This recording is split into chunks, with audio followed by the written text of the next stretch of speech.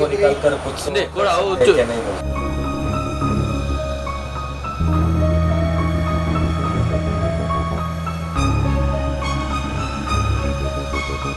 उनका पापा ने ग्राम पंचायत इलेक्शन लड़ने वाले थे ना, इसीलिए उनको डराने के लिए ये सब किया था। ಮತ್ತೆ ನಮಗೆ ಸಿಗೋದು 56 ಡೇಸ್ ಆದಮೇಲೆ ನಮಗೆ ಡೆಡ್ ಬಾಡಿ ಅಂದರೆ ಜಸ್ಟ್ ಸ್ಕೆಲೆಟನ್ ಮಾತ್ರ ಇತ್ತು. ಅದರಲ್ಲಿ ಡ್ರೆಸ್ ಮತ್ತು ಅವಳ ಕೈಯಲ್ಲೊಂದು ರಿಸ್ಟ್ ವಾಚ್ ಇತ್ತು. ಅದರ ಮೇಲೆ ಐಡೆಂಟಿಫೈ ಮಾಡಿದರು.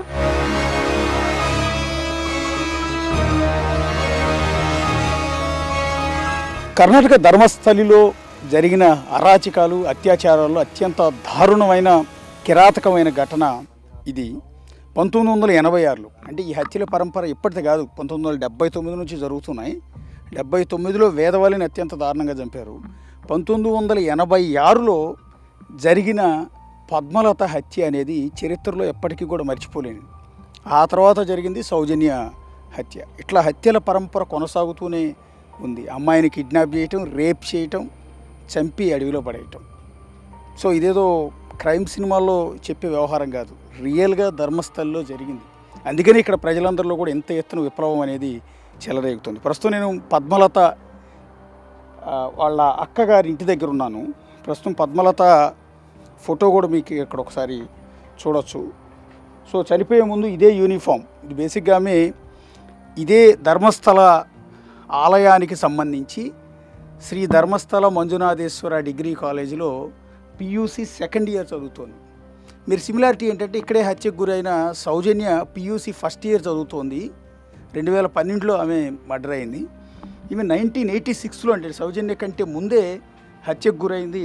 ఆమె అదే కాలేజీలో, సౌజన్య ఏదైతే కాలేజీలో చదివిందో అదే కాలేజీలో పియూసీ సెకండ్ ఇయర్ చదువుతున్న పద్మలతని అత్యంత దారుణంగా చంపేశారు.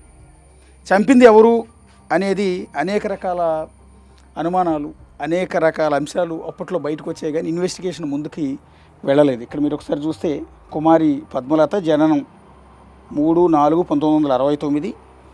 సో ఇక్కడ చనిపోయింది 22/12/1986.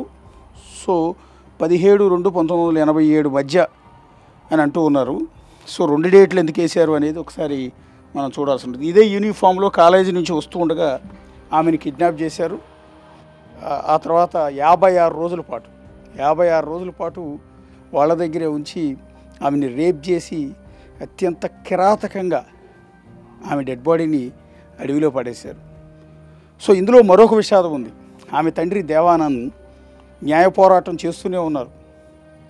అలా చేసే క్రమంలో ఎప్పటికైనా న్యాయం దక్కకపోతుందా అని వీళ్ళు హిందువులైనా కూడా కూతురి మృతదేహాన్ని దహనం చేయకుండా, అంటే కాల్చకుండా పూడ్చిపెట్టారు, ఒక సమాధి కట్టారు.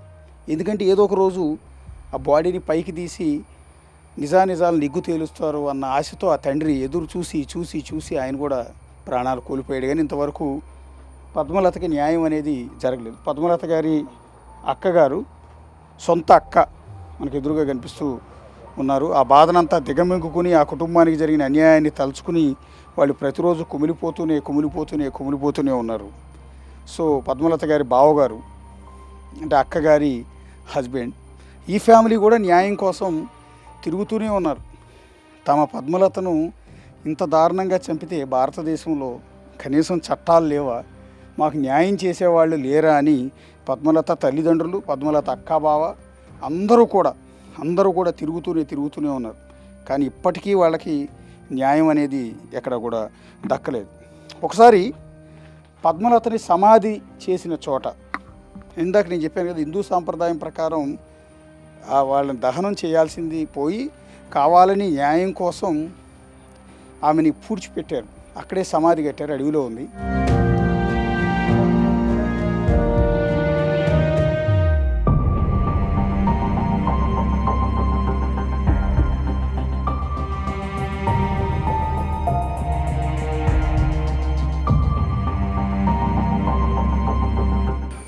What's happened on that day? How do you fight to against the Virendra Hegde family? ಅವತ್ತು ಕಾಲೇಜ್ ಡೇ ಇತ್ತು sir, 3 days college day. December 22 1986ಗೆ ಫಸ್ಟ್ ಡೇ ಅವಳು ಹೋಗಿದ್ದು. ನೈಟ್ ಪ್ರೋಗ್ರಾಮ್ ಇಲ್ಲ ಅವತ್ತು ಈವ್ನಿಂಗ್ ಬರ್ತಾರೆ ಅಂತ ಹೇಳಿ ಮನೆಯಿಂದ ಹೋಗಿದ್ದು. ಆದರೆ ಅವಳು ಇದು ಈವ್ನಿಂಗ್ ಆದರೂ ಮನೆಗೆ ಬರಲಿಲ್ಲ. ಮನೆಗೆ ಬರದಿರುವಾಗ ಅಂದರೆ ಉಜಿರೆಯಿಂದ ಧರ್ಮಸ್ಥಳಕ್ಕೆ ಬಸ್ಸಲ್ಲಿ ಬರೋದು, ಅಲ್ಲಿಂದ ಇಲ್ಲಿಗೆ ಜೀಪಲ್ಲಿ ಮಕ್ಕಳು ಬರೋದು. ಹಾಗೆ ಆ್ಯಸ್ ಯೂಶ್ವಲ್ ಬರ್ತಾಳೆ ಅಂತ ವೆಯ್ಟ್ ಮಾಡಿದರು, ತುಂಬ ಟೈಮ್ ವೆಯ್ಟ್ ಮಾಡಿದರು, ಅವರು ಬರಲಿಲ್ಲ ಅಂತ ಹೇಳಿ ನಮ್ಮದು ಫಾದರ್ ಅಲ್ಲಿ ಹೋಗಿ ವಿಚಾರಿಸಿದರು ಬಸ್ ಸ್ಟ್ಯಾಂಡಲ್ಲಿ. ಆವಾಗ ಅಲ್ಲಿ ವಿಚಾರಿಸುವಾಗ ಯಾರು ನೋಡಿದ್ದಾರೆ ಅಂತ ಹೇಳಲಿಲ್ಲ, ಆದರೆ ಬಸ್ಸಿದ್ದು ಕಂಡಕ್ಟರ್ ಹೇಳಿದರು ಅಲ್ಲಿ ಬಂದು ಬಸ್ ಪಾಸ್ ನೋಡಿಬಿಟ್ಟು ಅವರು ಬಂದು ಅಲ್ಲಿ ಇಳಿದಿದ್ದಾರೆ ಹೇಳಿದರು. ಮತ್ತು ನಮ್ಮ ಅಂಕಲ್ ಅವರು ಅವರು ಉಡುಪಿನಿಂದ ಧರ್ಮಸ್ಥಳಕ್ಕೆ ಬರುವವರು ಸೇಮ್ ಬಸ್ಸಲ್ಲಿದ್ದರು. ಅವರು ಕೂಡ ಹೇಳಿದರು ಇವಳು ಬಂದು ಇಲ್ಲಿ ಇಳಿದಿದ್ದಾಳೆ ಅಂತ ಧರ್ಮಸ್ಥಳದಲ್ಲಿ ಇಳಿದ ಮೇಲೆ ಏನಾಗಿದೆ ಅಂತ ಯಾರಿಗೂ ಗೊತ್ತಿಲ್ಲ. ಮತ್ತು ಅಪ್ಪ ನೆಕ್ಸ್ಟ್ ಡೇ ಹೋಗಿ ಪೊಲೀಸ್ ಕಂಪ್ಲೇಂಟ್, ಅಂದರೆ ಇಲ್ಲಿ ಪೊಲೀಸ್ ಸ್ಟೇಷನ್ ಇಲ್ಲ ಧರ್ಮಸ್ಥಳದಲ್ಲಿ ಆ ಟೈಮಲ್ಲಿ, ಬೆಳ್ತಂಗಡಿ ಪೊಲೀಸ್ ಸ್ಟೇಷನಿಗೆ ಹೋಗಿ ಸ್ಟೇಷನಲ್ಲಿ ಇದು ಕಂಪ್ಲೇಂಟ್ ಕೊಟ್ಟರು. ಆದರೆ ಅವರು ಕಂಪ್ಲೇಂಟ್ ತಗೊಳ್ಳಿಲ್ಲ. ಆಗ ಇವರು ಅಂದರೆ ನಮ್ಮ ಫಾದರ್ ಇದರಲ್ಲಿ ಕಮ್ಯುನಿಸ್ಟ್ ಪಾರ್ಟಿನಲ್ಲಿ ಇದ್ದರು, ರೈತ ಸಂಘ ಮತ್ತು ಕಮ್ಯುನಿಸ್ಟ್ ಪಾರ್ಟಿ ಅದರಲ್ಲಿ ಇದ್ದರು. ಅವರು ಪಾರ್ಟಿಯವರಿಗೆ ಇನ್ಫಾರ್ಮ್ ಮಾಡಿದರು ಹೀಗೆ ಅಂತ ಹೇಳಿ ಕೇಸ್ ತಗೊಳ್ತಾ ಇಲ್ಲ ಅಂತ. ಆಮೇಲೆ ಪಾರ್ಟಿದ್ದು ಮೆಂಬರ್ಸ್ ಕೂಡ ಜೊತೆಯಲ್ಲಿ ಹೋಗಿ ಅವರಲ್ಲಿ ಪ್ರೆಷರ್ ಹಾಕಿ ಯಾಕೆ ತಗೊಳ್ಳೋದಿಲ್ಲ ಅಂತ ಹೇಳಿದ ಮೇಲೆ ಕೇಸ್ ತಗೊಂಡ್ರು. ನಾವು ವಿಚಾರಿಸ್ತೇವೆ, ಏನಂತ ನಿಮಗೆ ಹೇಳ್ತೇವೆ ಹೇಳಿದರು. ಆದರೆ ಆಮೇಲೆ ಅವರು ಏನು ಹೇಳಿಲ್ಲ. ಅಪ್ಪ ಡೈಲಿ ಅಪ್ ಆ್ಯಂಡ್ ಡೌನ್ ಮಾಡ್ತಿದ್ರು, ಇಲ್ಲಿಂದ ಬೆಳ್ತಂಗಡಿಗೆ ಹೋಗಿ ವಿಚಾರಿಸ್ತಾಯಿದ್ರು. ಆದರೆ ಏನು ವಿಷಯ ಹೇಳಲಿಲ್ಲ. ಮತ್ತು ನಮಗೆ ಸಿಗೋದು 56 ಡೇಸ್ ಆದಮೇಲೆ ನಮಗೆ ಡೆಡ್ ಬಾಡಿ ಅಂದರೆ ಜಸ್ಟ್ ಸ್ಕೆಲೆಟನ್ ಮಾತ್ರ ಇತ್ತು. ಅದರಲ್ಲಿ ಡ್ರೆಸ್ ಮತ್ತು ಅವಳ ಕೈಯಲ್ಲೊಂದು ರಿಸ್ಟ್ ವಾಚ್ ಇತ್ತು. ಅದರ ಮೇಲೆ ಐಡೆಂಟಿಫೈ ಮಾಡಿದರು ಮಗಳದ್ದು ಬಾಡಿ ಅಂತ. ಇಲ್ಲಿಂದ ಒಂದು ಅರ್ಧ ಕಿಲೋಮೀಟರ್ ದೂರದಲ್ಲಿ ಒಂದು ರಿವರ್ ಇದೆ, ಅಲ್ಲಿ ಸಿಕ್ಕಿದ್ದು ಬಾಡಿ. ಮತ್ತು ಆಮೇಲೆ COD ಗೆ ಕೊಟ್ಟರು. COD ಅವರು ತನಿಖೆ ಮಾಡ್ತೇವೆ ಹೇಳಿದರು. ಆಮೇಲೆ ಅವ್ರ ಕಡೆಯಿಂದನೂ ಅವರು ಕರೆಕ್ಟ್ ಇನ್ವೆಸ್ಟಿಗೇಷನ್ ಏನೂ ಮಾಡಿಲ್ಲ. ಮತ್ತು ಅವರು ಹೇಳಿದರು ಇದು ಪತ್ತೆ ಮಾಡಲಿಕ್ಕಾಗದ ಕೇಸ್ ಅಂತ ಹೇಳಿ ರಿಪೋರ್ಟ್ ಕೊಟ್ಟರು ನಮಗೆ. ಆಮೇಲೆ CBIಗೆ ಹಾಕ್ಲಿಕ್ಕೆ ಹೇಳಿದರು. ಆ ಟೈಮಲ್ಲಿ ನಮಗೆ ಹಣದ್ದೆಲ್ಲ ಪ್ರಾಬ್ಲಮ್ ಇತ್ತು, ಏನು ನಮಗೆ ಕಷ್ಟ ಇತ್ತು. ಹಾಗೆ ನಮ್ಮ ಅಪ್ಪ ಅದಕ್ಕೆ ಹೋಗಿಲ್ಲ. ಸುಮಾರು ಫೈಟ್ ಮಾಡಿ, ಅಂದರೆ ಕಮ್ಯುನಿಸ್ಟ್ ಪಾರ್ಟಿಯವರು ಇದ್ದ ಕಾರಣ ತುಂಬ, ಅಂದರೆ ಆಗ ಯಾರೂ ನಮಗೆ ಸಪೋರ್ಟಿಗೆ ಇರಲಿಲ್ಲ ಸರ್. ಊರಿನವರು ಯಾರೂ ಬರಲಿಲ್ಲ ನಮಗೆ. ಯಾಕಂದರೆ ಇಲ್ಲಿ ಧರ್ಮಸ್ಥಳ ಅಂದರೆ ಅವರ ಕಾಲೇಜಲ್ಲಿ ಹುಡುಗಿ ಓದ್ತಾ ಇದ್ದ, ಹಾಗೆ ಅವರ ಬಗ್ಗೆ ತುಂಬ ಭಯ ಇತ್ತು ಜನರಿಗೆ, ಯಾರೂ ಬರಲಿಲ್ಲ ಅದಕ್ಕೆ. ಆಮೇಲೆ ಪಾರ್ಟಿಯವರು ಮಾತ್ರ ಮೇನ್ ಬಂದಿದ್ದು. ಮತ್ತು ನಮ್ಮ ಮನೆಗೆ ಯಾರನ್ನು ಬರಲಿಕ್ಕೆ ಬಿಡ್ತಿರ್ಲಿಲ್ಲ. ಮನೆ ಎದುರಲ್ಲಿ ಒಬ್ಬರು ಪೊಲೀಸ್ ಕಾನ್ಸ್ಟೇಬಲಿಗೆ ನಿಲ್ಲಿಸಿ ಮನೆಗೆ ಯಾರಾದರೂ ಬಂದರೆ ಅವರನ್ನು ಬರದ ಹಾಗೆ ಎಲ್ಲ ಮಾಡ್ತಿದ್ರು. ಮತ್ತು ಯಾರು ಬರಬೇಕಿದ್ರೆ ಈಗ ಕಾಡು ದಾರಿಯಲ್ಲಿ ಬಂದು ನಮಗೆ ಹೇಳ್ತಿದ್ರು ಅಷ್ಟೇ. ಹಾಗೆ ನಮ್ಮನ್ನೊಂಥರ ಸಪ್ರೇಟ್ ಮಾಡಿಬಿಟ್ರು. ಯಾರು ನಮಗೆ ಸಪೋರ್ಟಿಗೆ ಬಂದಿಲ್ಲ ಆ ಟೈಮಲ್ಲಿ. ರಿಲೇಟಿವ್ಸನ್ನು ಕೂಡ ಮನೆಗೆ ಬರದಾಗೆ ಮಾಡಿದರು. ಮತ್ತು ರಿಲೇಟಿವ್ಸ್ ಎಲ್ಲ ಮನೆಗೆ ಬರ್ತಾ ಇದ್ದವರಿಗೂ ಕರ್ಕೊಂಡೋಗಿ ಎಲ್ಲ ಹೊಡಿತಿದ್ರು, ಎಲ್ಲ ಮಾಡ್ತಿದ್ರು. Why your sister dead body has buried? ಅಂದರೆ ಆ ಟೈಮಲ್ಲಿ ಸರ್ ಇದು ಏನು ಇವರು ಸರಿಯಾಗಿ ಇನ್ವೆಸ್ಟಿಗೇಟ್ ಮಾಡಿಲ್ಲ, ಏನಂತ ಗೊತ್ತಾಗಿಲ್ಲಲ್ಲ. ಅದಕ್ಕೆ ನಮ್ಮದು ಫಾದರೇ ಹೇಳಿದರು ಹೀಗೆ ಬರಿ ಮಾಡುವ. ಯಾಕಂದರೆ ಇನ್ನೊಂದು ಟೈಮಲ್ಲಿ ಏನಾದರೂ ಇನ್ವೆಸ್ಟಿಗೇಷನ್ ಅಂತ ಬಂದರೆ ಆ ಟೈಮಲ್ಲಿ ಬಾಡಿ ಇಲ್ಲ ಅಂದರೆ ಪ್ರಾಬ್ಲಮ್ ಆಗುತ್ತೆ, ಅದಕ್ಕೋಸ್ಕರ ಬರಿ ಮಾಡುವ ಹೇಳಿದರು. ಹಾಗೆ ಮತ್ತೆ ಬರಿ ಮಾಡಿದ್ದು.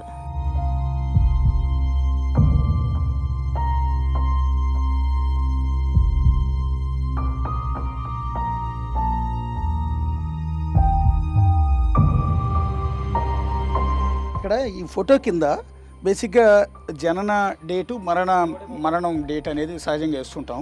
ఇక్కడ పద్మలతకు మాత్రం ఇదిగో 22/12/1986, 17/2/1986 మధ్య అని 2 డేట్లు వేశారు. అంటే ఎప్పుడు ఆమె హత్యకు గురైంది అనేది క్లారిటీ లేదు.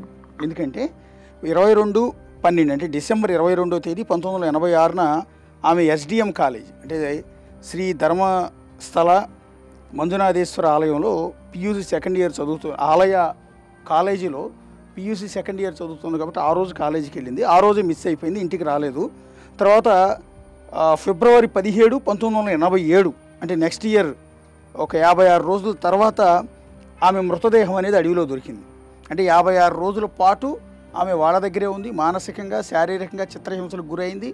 ఆ తర్వాత ఒక ఎముకల గూడులా మారిన ఆమె శరీరాన్ని తీసుకొచ్చి అడవిలో పడేశారు. ఒంటి మీద బట్టలు కూడా లేకుండా. అంటే ఎంత దారుణమైన స్థితిలో ఆమె చిత్రహింసలు పెట్టుంటారు ఇన్ని రోజుల పాటు అనేది. అందుకని వీళ్ళకి చనిపోయిన డేట్ ఎగ్జాక్ట్ తెలియదు కాబట్టి బాడీ దొరికిన డేటు, మిస్ అయిన డేటు 2 డేట్లను కూడా ఈ ఫోటోలో పెట్టారు. ఇక రెండోది పద్మలత అక్కతో ఇప్పుడు మాట్లాడాం మనం, అక్కని చూసాం. నెక్స్ట్ పద్మలత తల్లి ఉన్నారు. 86 ఏళ్ల వయసు. నిండా పెళ్లి కాని వయసులో 17-18 ఏళ్ల వయసులో ఉన్న తన కూతురు అత్యంత దారుణమైన స్థితిలో అత్యాచారానికి గురై కనీసం డెడ్ బాడీ అత్యంత దారుణమైన స్థితిలో దొరికితే అది కళ్ళారా చూసిన ఆ తల్లి పరిస్థితి ఏంటనేది మీరు ఒకసారి చూడండి. ప్రస్తుతం ఆ తల్లిని మనం ఎదురుగా దృశ్యాల్లో చూస్తున్నాం. ఆమె మాట్లాడలేదు ప్రస్తుతం, ఎందుకంటే అప్పటి నుంచి ఇప్పటి వరకు ఆ తల్లి కూతురు పోయిన ఆ షాక్లోనే ఉంది. సో ఇప్పటికీ కూడా తనకు న్యాయం జరుగుతుందని ఎదురు చూస్తుంది. తండ్రి పోరాటం చేసి ఆయన రీసెంట్ 5 ఏళ్ల క్రితం ప్రాణాలు కోల్పోయారు దేవానంద్. తల్లి మాత్రం ఇప్పటికైనా న్యాయం దక్కుతుందా అని గత 40 ఏళ్ళుగా 40 ఇయర్స్ నుంచి ఆ తల్లి ఎదురు చూస్తూనే ఉంది. ఏ కన్నబిడ్డ అయినా సరే చక్కగా పెళ్లి చేసుకుని పిల్లలతో హ్యాపీగా ఉంటే తల్లి సంతోషిస్తుంది. అలాంటి కూతురు ఒక దారుణమైన స్థితిలో ఒకళ్ళ చేతిలో రేపుకు గురే, ఒక చేయని పాపానికి, చేయని తప్పుకి ఆమె జీవితం అర్ధాంతరంగా ముగిసిపోతే ఏ తల్లైనా ఎలా తట్టుకోగలుగుతుందో ఒక్కసారి ఆలోచించండి. ఇప్పుడు ఈ తల్లి పరిస్థితి కూడా అదే, పూర్తిగా షాక్లో ఉంది, మాట్లాడలేని పరిస్థితుల్లో ఉంది. సో అందుకని ఆమెను మాట్లాడించే ప్రయత్నం కూడా మనం చేయటం లేదు. ఒకసారి ఆమె తండ్రి ఈ మృతదేహాన్ని దహనం చేయకుండా పూడ్చిపెట్టారు, సమాధి చేశారని చెప్పాం కదా. సమాధి దగ్గరికి ఒకసారి వెళ్దాం. అసలు ఎందుకు ఈ పద్మలతను కిడ్నాప్ చేశారు, అత్యాచారం చేశారు అంటే దాని వెనక పెద్ద స్టోరీ ఉంది. ఎందుకు ఇంతలో వాళ్ళు పగబట్టారు అనే దానికి ఒక పెద్ద స్టోరీ ఉంది. అదేంటనేది అక్కడికి వెళ్ళిన తర్వాత చెప్తాను రండి.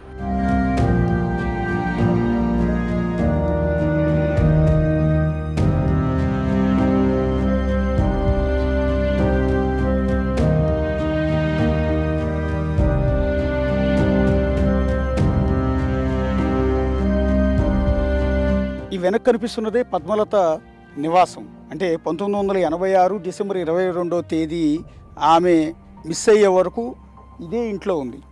ఈ ఇంట్లోంచి ఆమె SDM కాలేజీలో చదువుకోవటం కోసం లంచ్ బాక్స్ కూడా తీసుకుని ఎక్కడి నుంచే బయలుదేరింది. ఆమె కాలేజీకి వెళ్ళే ముందు తండ్రి దేవానంద్ అండ్ తల్లి ఇద్దరు కూడా ఆమెకి టాటా చెప్పారు. ఎక్కడి నుంచి నవ్వుతూ బయలుదేరిన పద్మలత ఆ తర్వాత ఇంటికి తిరిగి రాలేదు. అప్పట్లో పద్మలత ఉన్నప్పుడు ఈ ఇల్లు కలకలాడుతూ ఉండేది వాళ్ళందరితో, వాళ్ళ అక్క చెల్లెళ్ళు, తల్లి తండ్రి, హ్యాపీ ఫ్యామిలీ. ఈ పచ్చటి ఈ పర్యావరణంలో హ్యాపీగా బతికేవాళ్ళు వాళ్ళంతా కూడా. వాళ్ళు ఊహించలేదు ఇంత పెద్ద దారుణం జరుగుతుంది, ఇంత పెద్దటి దారుణానికి తమ కూతురు గురవుతుందని తల్లిదండ్రులు అనుకోలేదు. తనకి ఇంతటి భయంకరమైన చావు వస్తుందని పద్మలత కూడా ఎప్పుడు అనుకుని ఉండదు. సో ఏమీ చేయని పాపానికి ఆమె టార్గెట్ అయింది, ఆమె ప్రాణాలు కోల్పోయింది. అది కూడా మామూలు మరణం కాదు, అత్యంత భయానకమైన హత్యకు గురి కాబడింది పద్మలత. సో పద్మలత నివాసం లోపల ప్రస్తుతం ఎవరు మనుషులు లేరు. ఆ తర్వాత తండ్రి చనిపోయిన తర్వాత ఇల్లు ఖాళీ చేసి ఇక్కడ నుంచి వెళ్ళిపోవడం అనేది జరిగింది. పద్మలతకు సంబంధించిన గుర్తులన్నీ ఈ ఇంట్లోనే ఉన్నాయి. సో ఆ తర్వాత తండ్రి చనిపోయిన తర్వాత ఈ ఇల్లు ఖాళీ చేశారు. ఇక్కడ నుంచి వాళ్ళంతా కూడా వెళ్ళిపోవటం అనేది జరిగింది. సో ఈ పద్మలత మరణం అప్పట్లో అతిపెద్ద సంచలనం. ఇప్పుడు అంత మీడియా యాక్టివ్గా లేదు, ఈ సోషల్ మీడియా లేదు కాబట్టి ఆ మరణంకి సంబంధించిన కారకులు ఎవరు అనేది తేల్చలేకపోయారు. ఎందుకంటే అన్ని వ్యవస్థల్ని మేనేజ్ చేసేసారు. సో బయట ప్రపంచానికి తెలియకుండా తొక్కేశారు. కానీ తల్లిదండ్రులు ఇద్దరు కూడా తమ బిడ్డకి న్యాయం చేయాలని ఎన్నో ఏళ్ళు పోరాటం చేసినా కూడా వాళ్ళ పోరాటం వృధానే అయింది తప్ప ఎక్కడా కూడా వాళ్ళకి న్యాయం జరగలేదు. చరిత్రలో జరిగిన ఒక దారుణాల్లో ఇది అత్యంత భయంకరమైన దారుణం.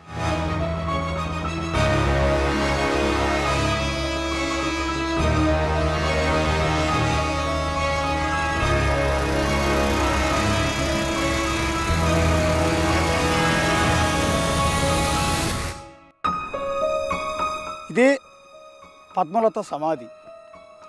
ఈ సమాధి కిందే ధర్మస్థలంలో జరిగిన ఒక అరాచకానికి సంబంధించిన నిజం దాక్కుని ఉంది.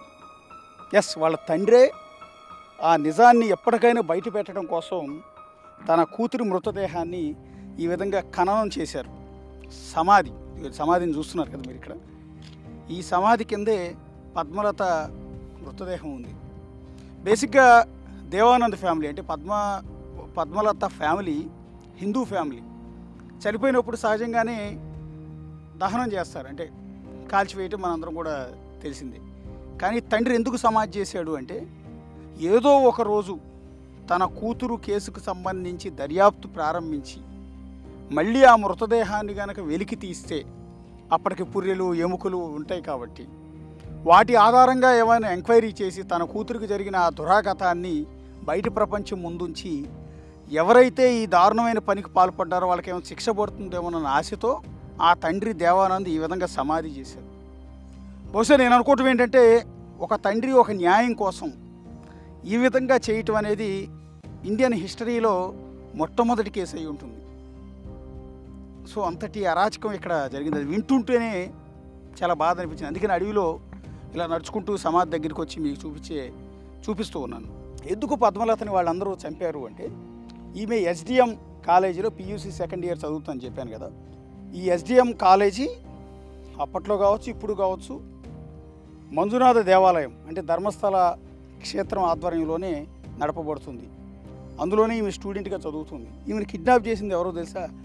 ఆ ఎస్డిఎం కాలేజీ ప్రిన్సిపలే కిడ్నాప్ చేశారు. కిడ్నాప్ చేసి ఎవరైతే వీళ్ళు అపోనెంట్స్ ఉన్నారో వాళ్ళకి ఆమెను అప్పచెప్పారు. వాళ్ళు అత్యాచారం చేసి తీసుకొచ్చి ఇదే అడవిలో వెనకాల పడేశారు. సో ఇంతకీ ఎందుకు కిడ్నాప్ చేసి ఈమెను అత్యాచారానికి పాల్పడాల్సి వచ్చింది అంటే, ఇక్కడ ఈమె తండ్రి దేవానంద్ లోకల్గా కమ్యూనిస్ట్ లీడర్. సో అప్పట్లో ధర్మస్థల క్షేత్ర నిర్వాహకులైన వీరేంద్ర హెగ్డే అండ్ ఫ్యామిలీకి వ్యతిరేకంగా కొన్ని యాక్టివిటీస్ చేసేవారు. అలా చేస్తున్నప్పుడు వాళ్ళకి మధ్య ల్యాండ్ డిస్ప్యూట్ అనేది కొంత ఉంది. ఎందుకంటే వీళ్ళ ఇంటి పక్క నుంచి ఉన్నదంతా కూడా మంజునాథేశ్వర ఆలయ ట్రస్ట్కి సంబంధించింది. అంటే వీరేంద్ర హెగ్డే ఫ్యామిలీకి సంబంధించిన ప్రాపర్టీస్ అన్నీ ఉంటాయి. ఎంటైర్ ధర్మస్థలంలో దాదాపు 90% వాళ్ళ కిందే ఉంటుంది. అందులో కొంత ల్యాండ్ వాళ్ళ దాంట్లో కలుపుకోవడానికి అడిగితే ఆయన ఒప్పుకోలేదు. అక్కడి నుంచి వివాదం మొదలైంది. బేసిక్గా కమ్యూనిస్ట్ లీడర్ కాబట్టి ఆయన కొంత అగ్రెసివ్గానే రియాక్ట్ అయ్యారు. వాళ్ళ బెదిరింపులకి ఎక్కడా కూడా లొంగలేదు. ఇక రెండోది, అప్పట్లో రాజకీయాల్లో ఇక్కడ ఎవరు కూడా పోటీ చేయడానికి ముందుకు వచ్చేవాళ్ళు కాదు. సో వీరేంద్ర హెగ్డే ఫ్యామిలీని ఎదిరించి ఎవరూ పోటీ చేయడానికి సాహసించేవాళ్ళు కాదు. కమ్యూనిస్ట్ లీడర్ అయిన దేవానంద్ పంచాయతీ ఎలక్షన్లో పోటీ చేయాలని భావించారు, పిలుపునిచ్చారు, పోటీ చేశారు. కానీ నువ్వు విత్డ్రా కావాలి, నువ్వు పోటీ చేయడానికి వీల్లేదని వాళ్ళు బెదిరించారు. బెదిరించినా కూడా ఆయన లొంగల. ఆల్రెడీ వీరికి వారికి మధ్య ల్యాండ్ డిస్ప్యూట్ ఒకటి ఉంది. రెండోది, ఎన్నికల్లో పోటీ చేస్తే ఇక్కడ మనకు ఒక అపోనెంట్ టీం తయారవుతుందన్న ఉద్దేశంతో నీ కూతుర్ని చంపేస్తామని, నిన్ను చంపేస్తామని బెదిరింపు మెసేజ్లు కూడా అప్పట్లోనే వాళ్ళకి ఒక మనుషుల చేత పంపించారు. అయినా కూడా ఆయన లొంగల. కానీ ఇంతటి ఘాతుకానికి పాల్పడతారని మాత్రం ఆయన ఎక్స్పెక్ట్ చేయలే. సో చివరికి కూతురిని ఈ విధంగా సమాధిలో చూసుకోవాల్సిన పరిస్థితి వస్తుంది, కూతురి డెడ్ బాడీని అడవిలో చూసుకోవాల్సిన పరిస్థితి వస్తుందని ఆయన ఎక్కడా కూడా ఎక్స్పెక్ట్ చేసి ఉండడు. ఎక్కడా నేను పోరాటం చేస్తున్నాను కాబట్టి ఆ పోరాటంలో విజయం సాధిస్తాను అనుకున్నాడు తప్ప, కానీ ఇంత పెద్దవాళ్ళకి ఎదురెళ్తున్నాను, నా కూతురు ముక్కుపచ్చలారని జీవితం నాశనం అయిపోతుందని బహుశా దేవానంద్ ఆ రోజుల్లో ఎక్స్పెక్ట్ చేయలే. సో అన్నట్టుగానే వాళ్ళు చెప్పినట్టు వినకుండా ఎన్నికల్లో పోటీ చేశాడనే కారణంతో, అంతేకాకుండా వాళ్ళ భూమిని వాళ్ళకి రాసియలేదనే కారణంతో చివరికి ఆమె కూతురిని ఆమె చదువుతున్న ఎస్డిఎం కాలేజీ ప్రిన్సిపల్ చేత కిడ్నాప్ చేయించి ఆ తర్వాత ఆమెను అత్యంత దారుణంగా అత్యాచారం చేసి ఆమెను క్రూరంగా చంపి అడవిలో పడేశారు.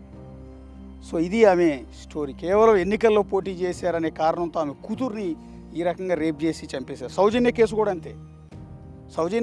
అంతే. ఇట్లా వాళ్ళ తండ్రులు మాట వినలేదనే కారణంతో కూతుర్ని రేప్ చేసి చంపడం అనేది ఇక్కడ ఆనవాయితీ, సాంప్రదాయం. సో ఇప్పుడు ఏ తండ్రి చేయని ఒక సాహసం ఆ తండ్రి దేవానంద్ చేశారు. తన కూతుర్ని దహనం చేయకుండా ఈ విధంగా పూడ్చిపెట్టారు ఇదే సమాధిలో. సో ఈ సమాధి కిందే ఇప్పుడు పద్మలత మృతదేహానికి సంబంధించిన ఆనవాళ్ళన్నీ కూడా ఇక్కడే ఉంటాయి. కానీ ఇన్నేళ్ళైనా కూడా ఆ కుటుంబానికి ఇప్పటివరకు కూడా న్యాయం అన్నది మాత్రం జరగలేదు. సో పద్మలత ఈ రోజుకు కూడా ఇదే సమాధిలో బాధగా రోధిస్తూనే ఉంది. ఆమె ఆత్మ ఈ రోజుకి రోధిస్తూనే ఉంది. నాకు ఇంకా న్యాయం జరగదా, ఇక్కడ చట్టాలు లేవా అని ఇక్కడే కూర్చుని ఆమె రోధిస్తోంది. కెమెరా పర్సన్ రాజుతో కలిసి అశోక్, బిగ్ టీవీ, ధర్మస్థల పద్మలత ఇంటి దగ్గర నుంచి.